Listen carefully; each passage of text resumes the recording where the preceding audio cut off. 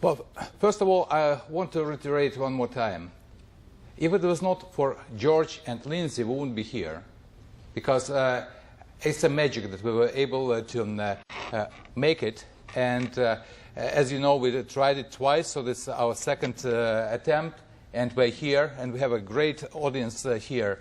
Just before we start introducing our trainers, I would like to do a little bit of statistics. How many people we have here from the Corps of Engineers? Okay, thank you.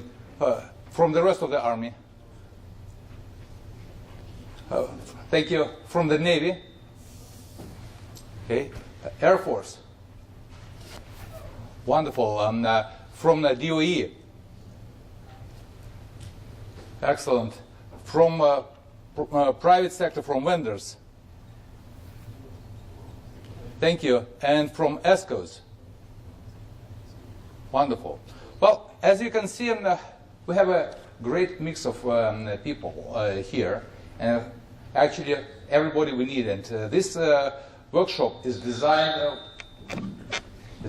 for architects, but not only for architects, but for mechanical engineers, for project managers, for ESCOs, for the industry. So we wanted to make sure that everybody in this room are comfortable with the different trades, because we can't do everything having only architects here or mechanical engineers, and usually they don't talk to each other. So that's why we try to add some areas that are beyond high-performance building envelope. We added some HVAC systems, we added some codes and standards, we added some lead connection to what we're doing, so that you understand the whole concept of high-performance buildings. I would like to say thank you to our partners from Passive House Institute. Last year we had a good discussion, and we agreed that we'll make a partnership between their effort and our effort. We are going beyond residential building stock, and actually most of people who are involved in passive house designs in this country deal primarily with the residential buildings. We want to bring this concept on a different level and look at other types of buildings, commercial buildings, even industrial buildings, hospitals and others, to get to this high-performance building concept. And when we had this discussion last year with Professor Folgenfels, we agreed that we won't take this concept religiously.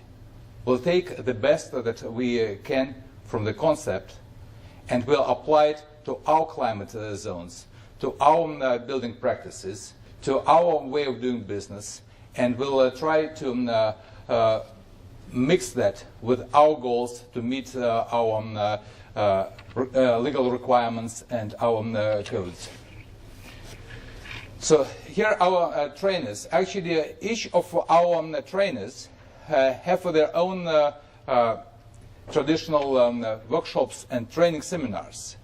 Today is these 3 days is a unique opportunity for us to hear all of them coming to one venue, trying to blend their approaches, blend their perspective in one training course.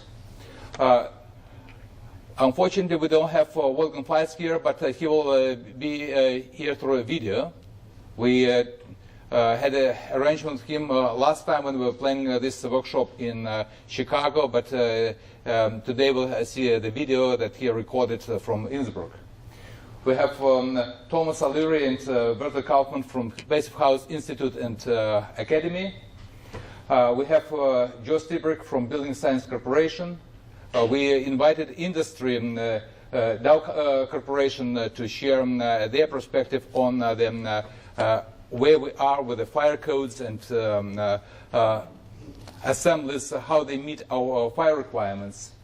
We have a well-renowned person who actually speaks for NIBS and for EBA and for other agencies and collaboration on this topic, Vegda Anis. We have two great guys from consulting companies, Matt Herron and Lee Durston, who help us to lift this requirement for air tightness, and they will be talking about our experience with the air tightness for buildings. We have a speaker who will introduce advanced buildings which meet our advanced windows which meet our blast requirements with triple pane windows from Chwinko, and Mark Lighton from Morrison Hashville, he recently finished the research for ASHRAE on thermal bridges. So it's a great contribution to our discussion on the thermal bridges. And last but not least, Ray Pettinau, he is one of the top experts in this country on humidity control and moisture issues. So as you see, we have a variety of different speakers and variety of topics. I won't go through the whole agenda. It's divided into modules, and in every session we have question and answer sessions. So actually, after a set of presentations, we'll have a discussion with you. So prepare your questions. Let's discuss what you think sounds strange, or you don't figure out why we're doing and what we're doing. So let's have this discussion and have these sessions. And then after everyday sessions, we'll have a networking event. So you can meet with people and develop your collaboration between your districts, between your groups, and others who are interested in this topic.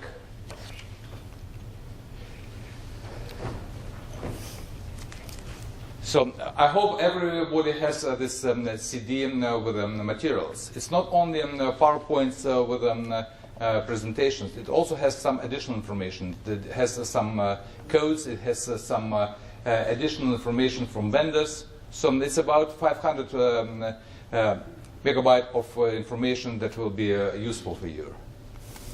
And with that, I will, and again, thank you again for to our vendors who also allowed us to have this hands-on experience. You can not only hear about all these technologies, but have a touch and look at what they have available on this market.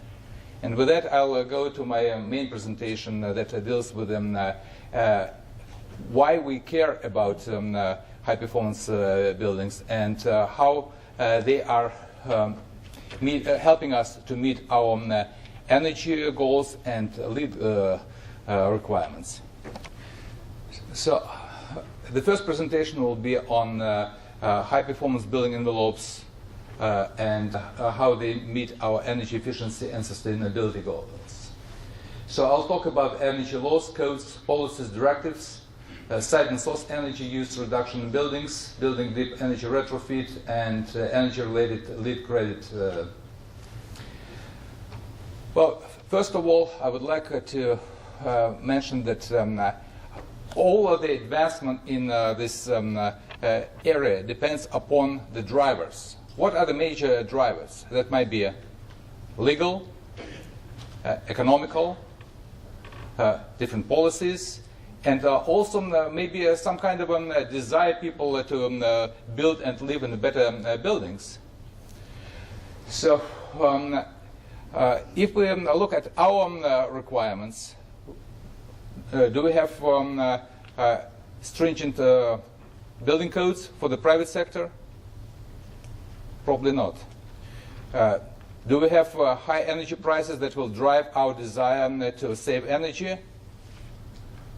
Not really.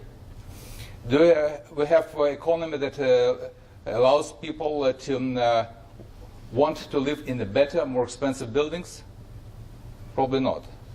So actually, in this case, we have a different set of requirements for the government, where we have to be better, where we have to lead the way with energy. And I will show you the difference between the codes and standards for the private sector and for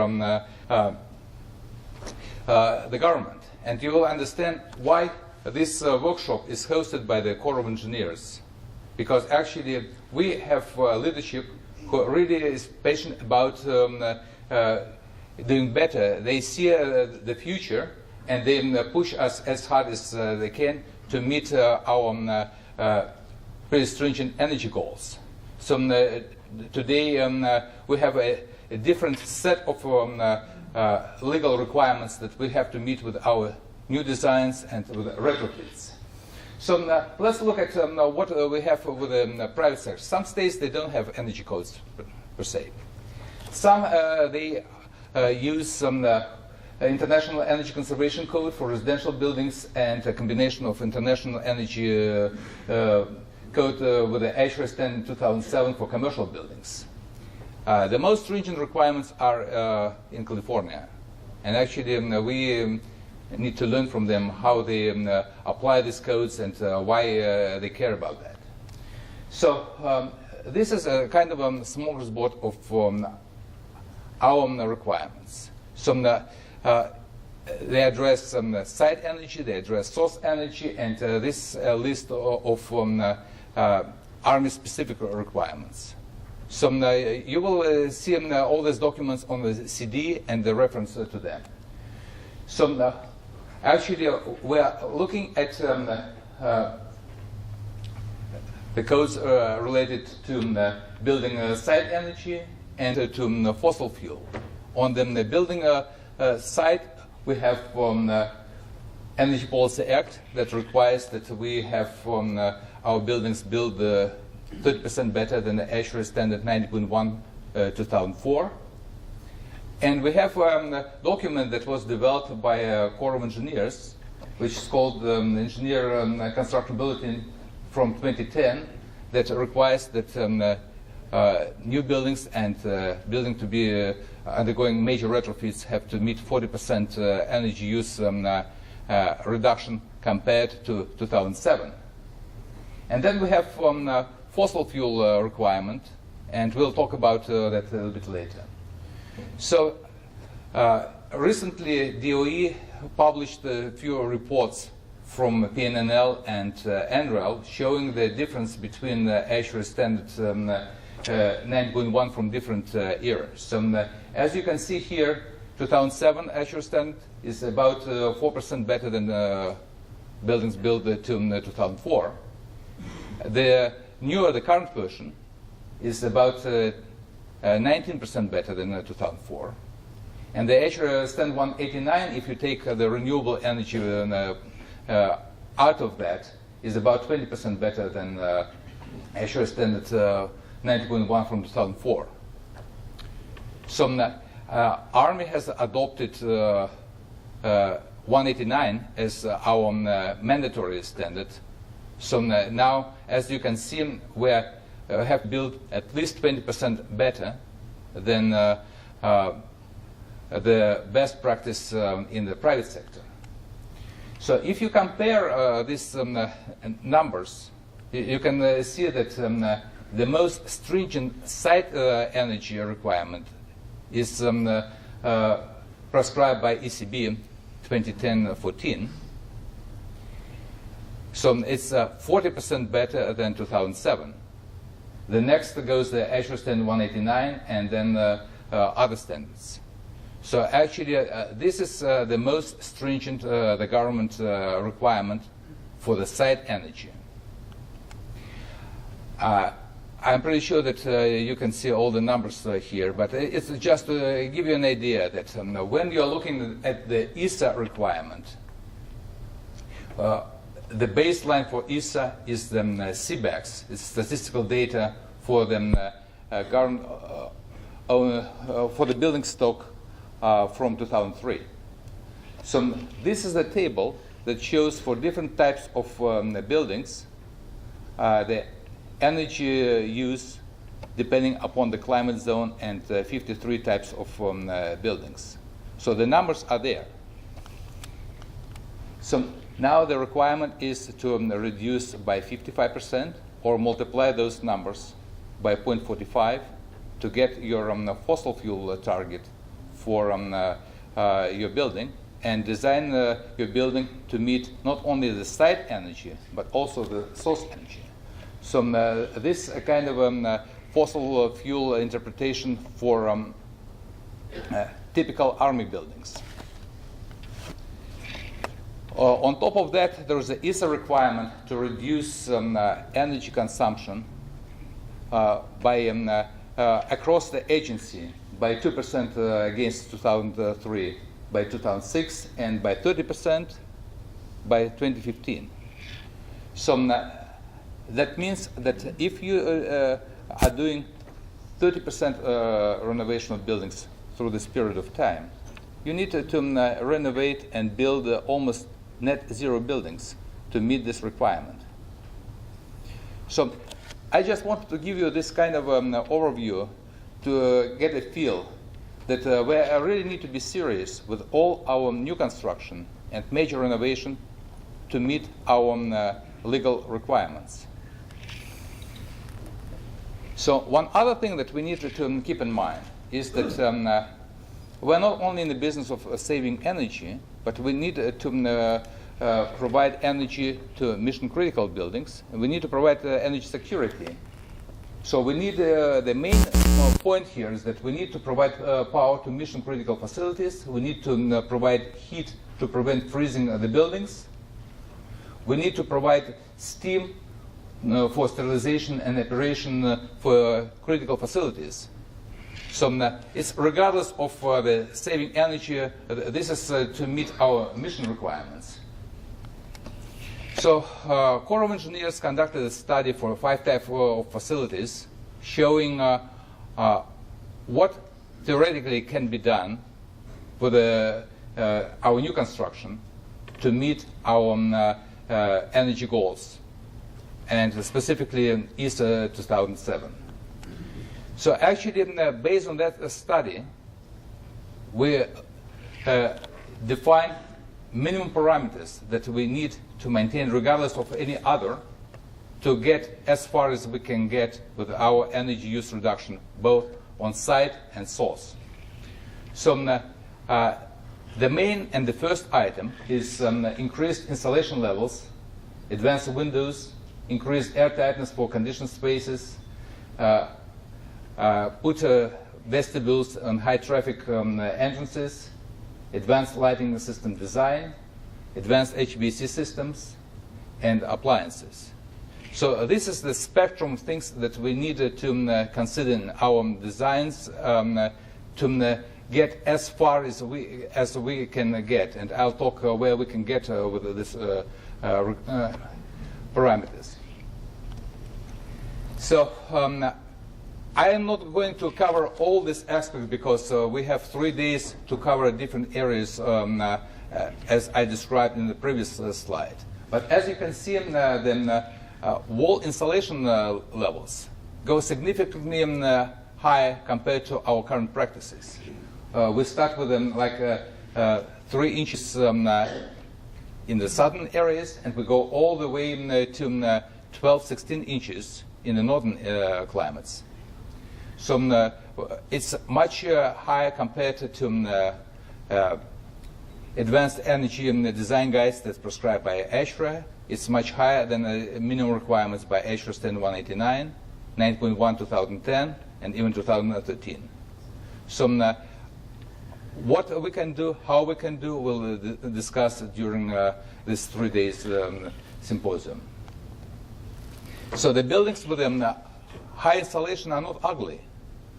So actually, as you can see, there's a kind of variety of different buildings which are beautiful, and but they are consuming 70+ % less energy than our typical buildings. And they cover not only the residential building stock, but they cover schools, office buildings, child development centers, and now even hospitals. It requires not only installation, but it also requires the way you put windows in the wall. It requires a special way how you connect wall and the roof, how you eliminate thermal bridges, how you think about balconies that you might want to reconsider to put in a building. It also requires a special treatment of windows. It's not only a matter of putting advanced windows, because the window is not only the glazing package, it's also the frame and the way you put the frame into the wall. So what kind of frames are you using, how you put it in the wall, and what you do around the window to prevent leakage. So the crack that can be unnoticeable at the beginning, but it will grow in a few months. We also have a special requirement for air tightness. Current buildings that we have, both private and federal sector, are leaky. And actually, when I studied HVAC in college, they told us to do all your calculations on heat transfer through the building envelope and then add 30–40% for the air leakage. And as I will show you on the next slides, actually it's pretty close to know what are our savings by reducing air leakage through the building envelope. So if you take the ASHRAE 10189, that's the first official document that requires air leakage reduction, and it provides 3 options. One is to use air barrier materials on the wall to certain specifications. Another, use tested assemblies on the walls, and the third one, test the whole building to 0.4 CFM per square foot. So actually, the path of least resistance is number 1.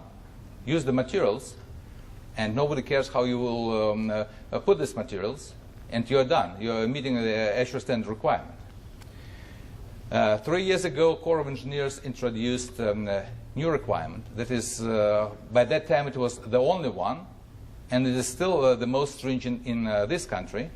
0.25 CFM per square foot is 75 pascals. And it's not only that, we also require that the building, every single building, new construction and retrofit, shall be tested. And it's not only tested, but using the certain protocol. We start with a document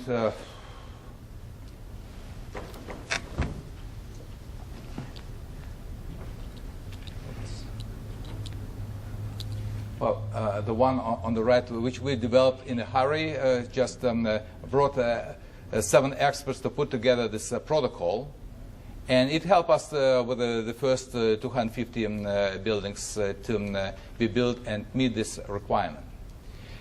Recently, we put a bigger team in collaboration with the Air Barrier Association of America, and there were 35 people involved, and we came up with a more accurate protocol. And I would like to say thank you to all these 35 experts who contributed to that, who shared the experience. It's not yet ANSI standard, but it's still a document that is adopted by the leading association here in the United States, in North America. And so the main thing is to have a requirement and make sure that every single building is tested. And if not, a contractor has to fix the problem. Since that time, we have 300 buildings built and retrofitted to meet and exceed this building, and we will have a presentation on that. So it's not as stringent as some of European standards, but it doesn't matter. When architects and contractors pay attention to the building envelope, detailing of the building envelope, we'll get to 0.05, 0.1. It really doesn't matter. The main point is to have this requirement and make sure that contractor understands that we're serious about that. And this is the slide I promised. As you can see, with the requirement 0.15 CFM per square foot, we can reduce the energy consumption in barracks building and similar buildings from 7 to 45%, depending upon the climate. Only by doing that. With the new construction, it's a minimum cost with a retrofit, depending upon the climate, between the 3 years and less than 10 years payback with a retrofit. Thermal bridges is a very important part. You can spend all your money on insulation and advanced windows, but if you don't design the building so that you can eliminate thermal bridges, the R value goes down, and all your money spent on your insulation and advanced windows just go to drain. So it's a very important element, and you can see examples of buildings built with all the balconies, and some of them, they look beautiful, but it's a radiator. So the same here with the balconies. This is how they retrofit to reduce effect of the balconies. Another element is HVAC system that helps us to reduce energy. So if you separate ventilation, humidity control, makeup air from temperature control, you save a lot of energy. And we'll be talking about that on the last day about different advanced HVAC systems. And also looking at some heating and cooling strategies that allow you to use waste heating and cooling energy or cascade this energy to make this system less expensive in operation maintenance. Some other radiant systems that you can put in the floor and hangars and maintenance facilities that reduce stratification.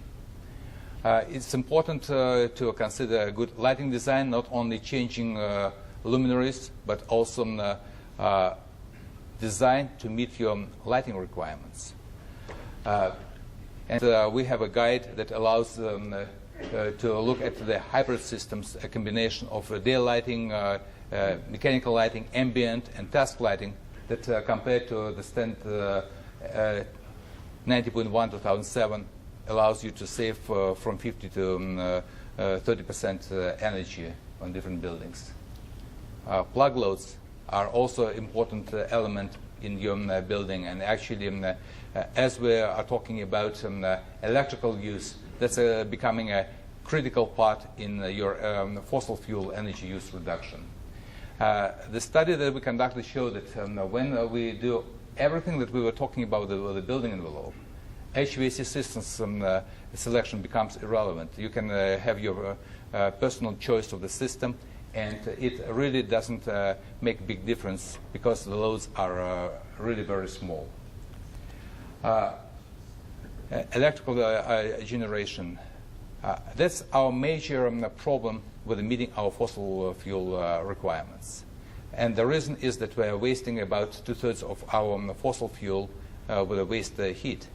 So actually, you will ask how it is related to the building envelope. It has a direct relations, because actually when we start thinking about meeting our goals and looking into the cogeneration, improving the efficiency of your power generation, then we have some heat to use, and at that point we need to make a good balance between how much insulation we put to save energy and how we're dumping our energy that we're producing with the electricity. And that's where we need to find a kind of a compromise between the approach that passive house concept uses by minimizing all the loads and the overall concept of how we can optimize the whole process with the generation, distribution, and use of energy. So the study that we conducted showed that we are way exceeding our site energy requirements, both on the CBEC side and looking at meeting our ECB requirements. But the problem is with the fossil fuel use, and that's where we can only meet these requirements by using cogeneration. Now, this slide shows the optimization that we used in our study to show where we need to stop using saving and go into the renewable energies. So most of our standards stop here. We suggest to go all the way to that point where the cost of energy use reduction equals to cost of renewable energy generation, and then use cogeneration, and that's how much we can save compared to applying renewables at the very beginning. So now this point depends upon what kind of cogeneration technology you're using and how much heat you can return back from the cogeneration process to the building.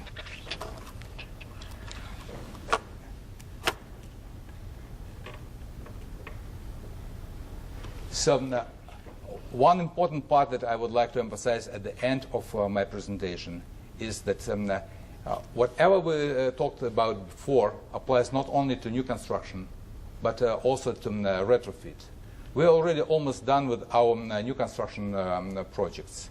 And we're getting into the retrofit of our building stock, which is 95% of buildings.